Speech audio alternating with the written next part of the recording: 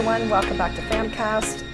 We're here talking all about real lives touched by addiction. And Jen and I have really been diving in to some tough conversations about addiction, the impact it has on all of us, families and societies. But now we really do want to talk about hope and next steps and moving forward and prevention, because at the end of the day, if we keep spinning our wheels and doing the same things, we don't get any further ahead. And so, Jen, I really wanted to really look at talking about healing and recovery, because people want to put their hands on something and do something. What are some of the key elements that someone can do to fully integrate back into society? So whether they're currently in addiction or not, or whether they're recovering from addiction, how do they reintegrate back into society? What are some of the tips and strategies you give your clients, your families and the clients to do that? So there's not one thing, there's many.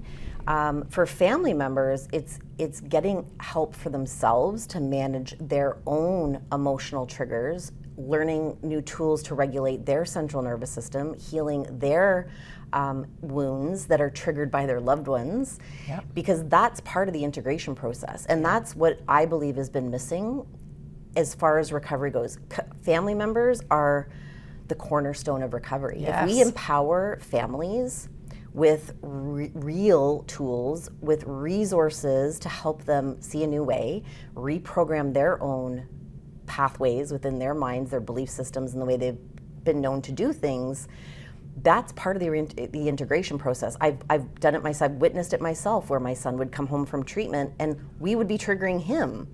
Right. And he would be triggering us. This is the cycle of addiction, because we weren't doing the work, because we weren't part of the equation. Right. And that's where I am on a mission to bring that to family members, to communities, because our communities are family.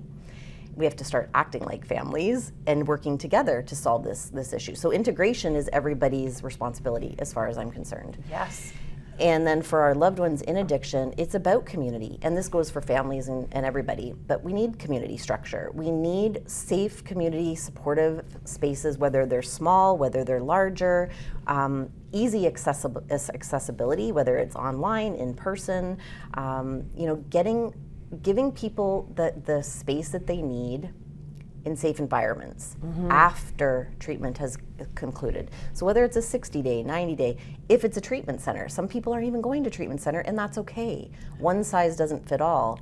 So maybe it's really diving deep into a yoga practice, something to help them learn how to regulate their nervous system, which is also a community setting where you're meeting and integrating with people and building trust with yourself and other people.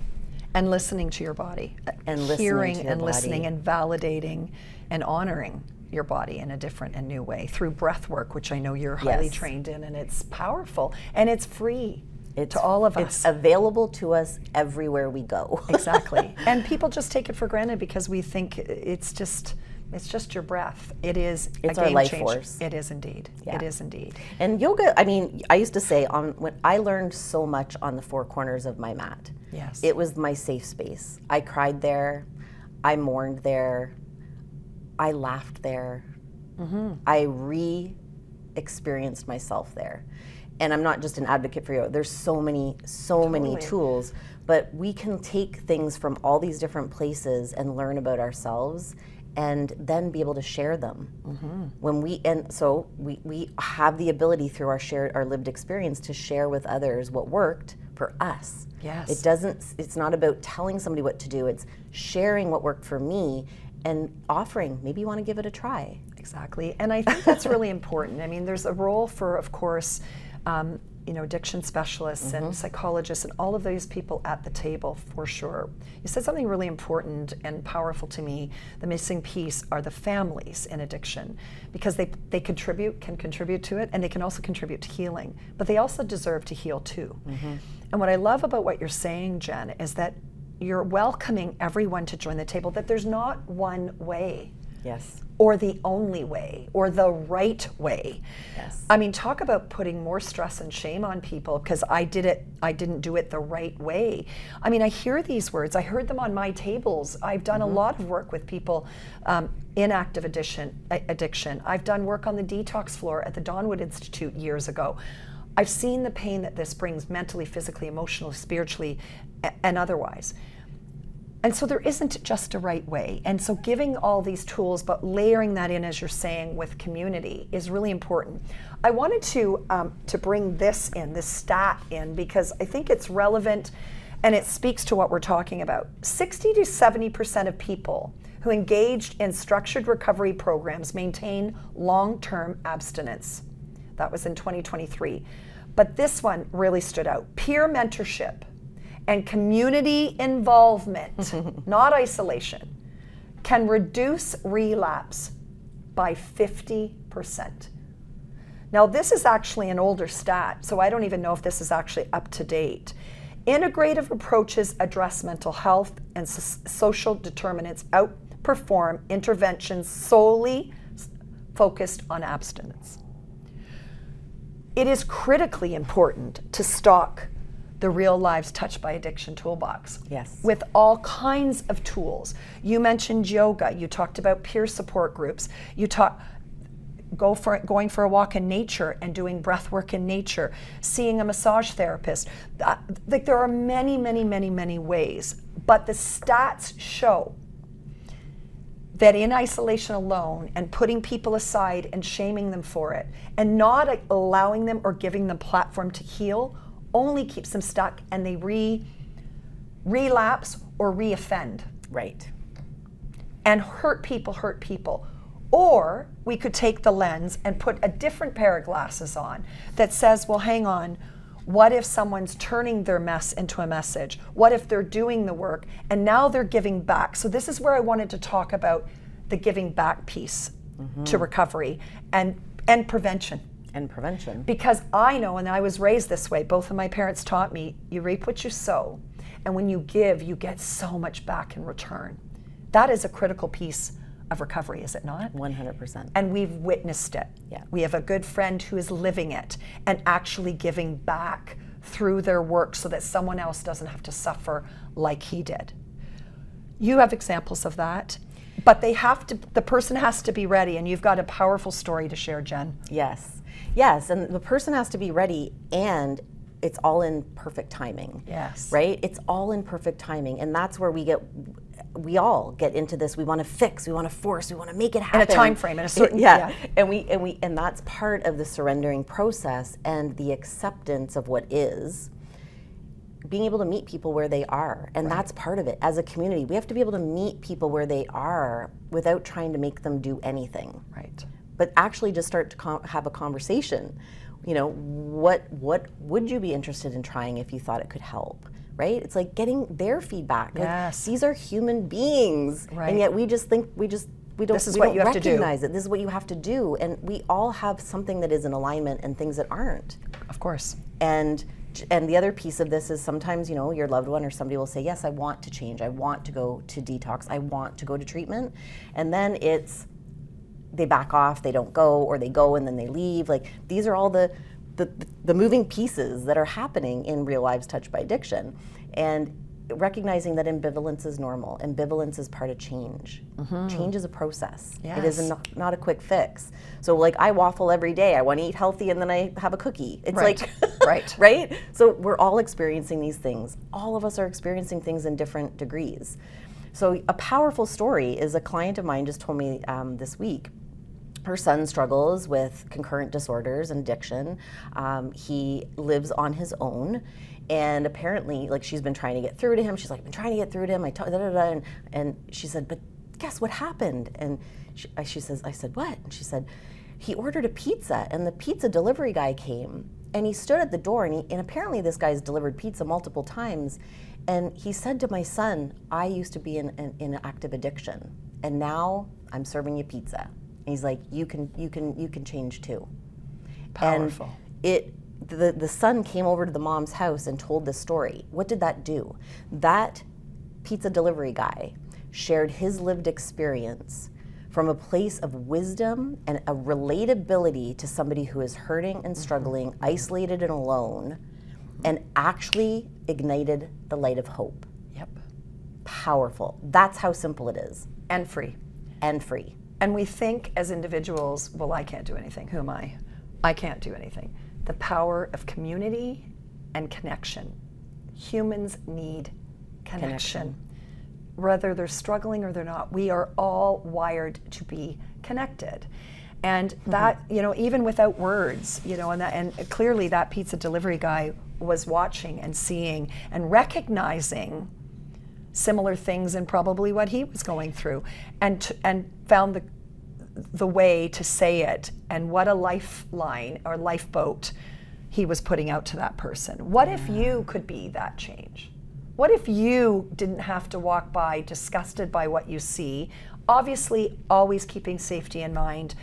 We're realists. Yes. We're not being Pollyanna about any of this. This is nothing to be made fun of or light of. However, in your day-to-day, you don't know when you're going to be that pizza delivery person that could just say that thing, that could turn the light bulb on for someone, or like you said, spark and ignite hope in someone that starts their trajectory to change. It's planting a seed. It's planting a seed, and we all need that. And I think now more than ever, we're living in a world, and I don't want to get too political here, but we're craving this divisive, separate, isolated, you, me, like I'm on this side, you're on that side. That sense of collective belonging and the lack thereof is impacting people of all ages, of all status levels. It doesn't discriminate. Exactly. It does not discriminate. The people that are wealthy and those that are living on the streets. We have to really, and that's why we're having this conversation today, Jen, and why we're continuing this micro movement with Real Lives Touched by Addiction, because we don't expect just government programs to fix this, or insurance companies to miraculously do this. And we know that not everybody can afford to go to a treatment center because they're costly and they're overwhelmed. What does that tell us? But if you just look in your streets of where you live, the places where you work, people are hurting. Yeah. But what if the simple things, where a touch of a hand or a lending of an ear or saying when you see something with respect and without expecting anything in return, because I'm sure that pizza guy just left and didn't think anything of it. I think the interesting thing, and I agree with everything you said, we are mirrors for each other. Yes. So you said, that the pizza guy could see the kid in front of him. What he saw was himself. Yes. A version of himself that he used to be. Yes. But he's not that version. This is the identity shifting that happens when we do healing, when we redeem ourselves, where we reconnect to our truth. And that pizza guy was a reflection of the kid who saw himself in the pizza guy, that it's possible. Yes. And this is the message. Recovery is possible. Yep. It is 100% possible. It doesn't matter how far you think your loved one is gone or where you think you've gone too far, it is possible. Yep. And when we start reflecting love and light and possibilities and just seeing somebody, just acknowledging them. Yep. How many times do we walk by people and don't even acknowledge them?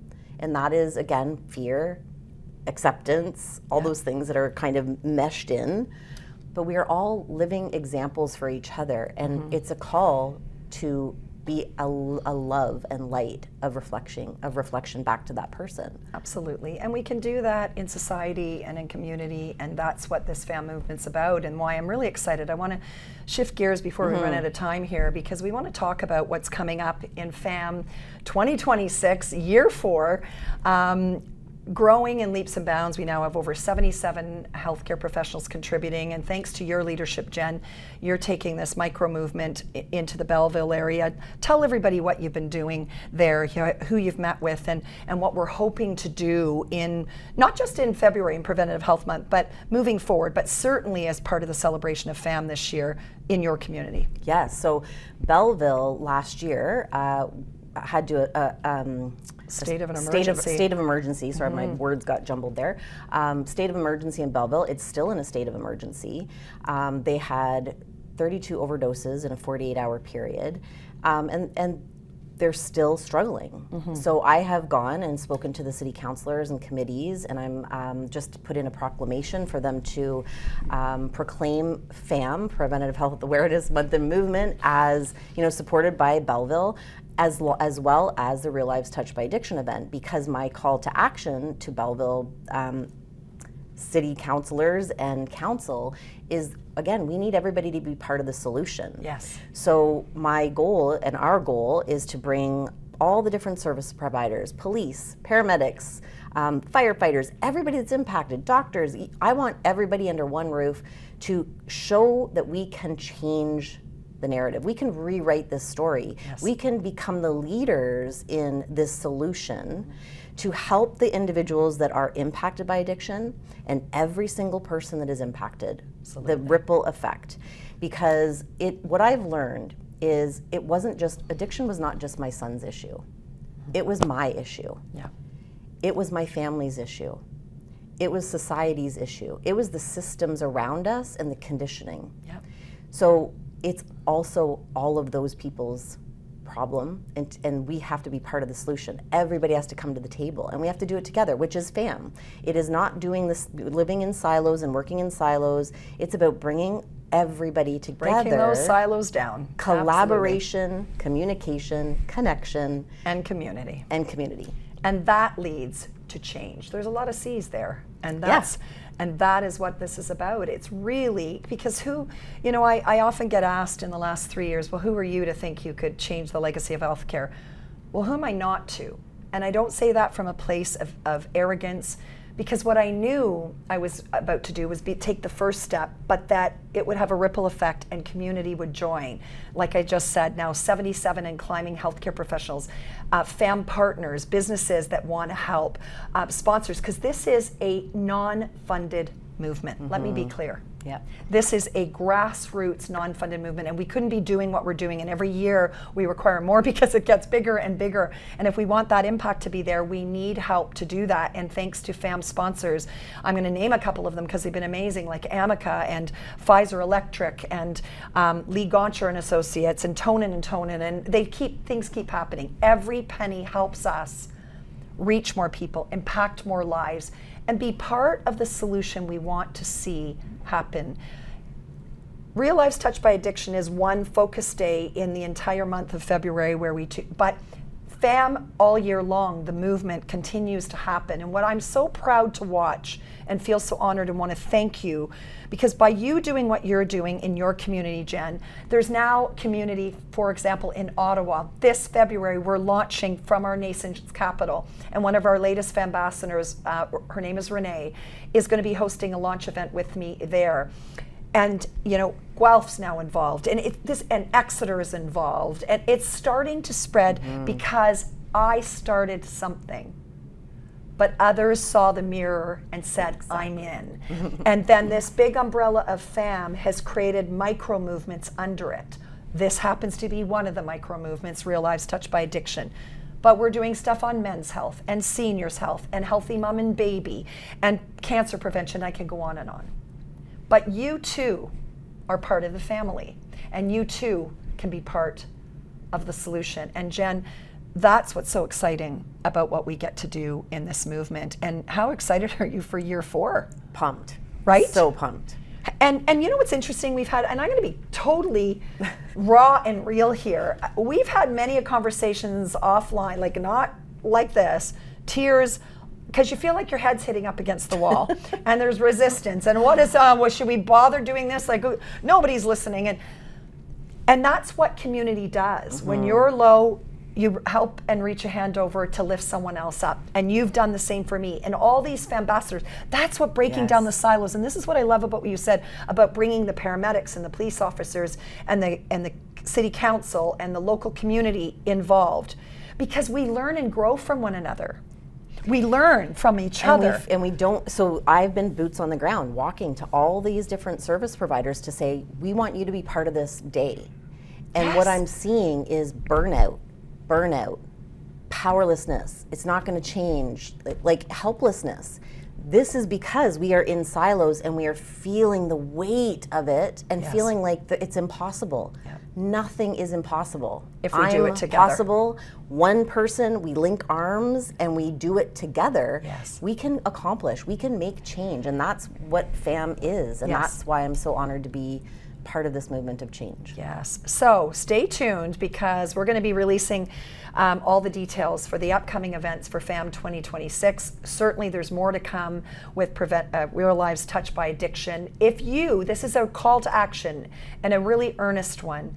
If you are in a community, or you're an organization, or you have a program, and you want to host a Real Lives Touched by Addiction event in your community, if you want to bring your community together like Jen is doing in Belleville, we want you to join our family. We're not looking to do this alone. We can't do this alone. And as we scale this across Canada and be the leaders to show that change is possible if we work better together, with egos aside, silos down, and hope for change, we can do this. So this is your call to action. Become part of the family. Whether you want to sponsor, whether you want to host an event, whether you are a professional that wants to be a FAMbassador and contribute to the education, all of you are welcome. In fact, it's needed. And Jen, thank you for sharing your story so just boldly. And I can see the work you've done. I'm gonna try to. Don't do it. Don't do it. I've seen the transformation in you, but it's come from hard work, in spite of resistance, in spite of judgment, in spite of a lot of barriers and obstacles. But you are now becoming a beacon of light. And and I don't want to say that your life has been a mess, but taking your experience. Kind of was. Let's just be real here. But you're turning that into a message and hope and real things that people can do so that they don't have to go through the same path. And that, my friend, makes me honored to be doing this with you. So on that note, after a few tears, some laughs, some real honest conversation, reach out to us here at PHAMCAST. We want to tell real stories of real people. We want to provide real tools and toolboxes for every age and stage of life. And we are boldly looking to change the legacy of healthcare in this country. One person, one physician, one insurance company at a time, one technology at a time. But together, we're better. So on behalf of me, the whole team here at Your TV, and all of the FAMbassadors, until next time, be well.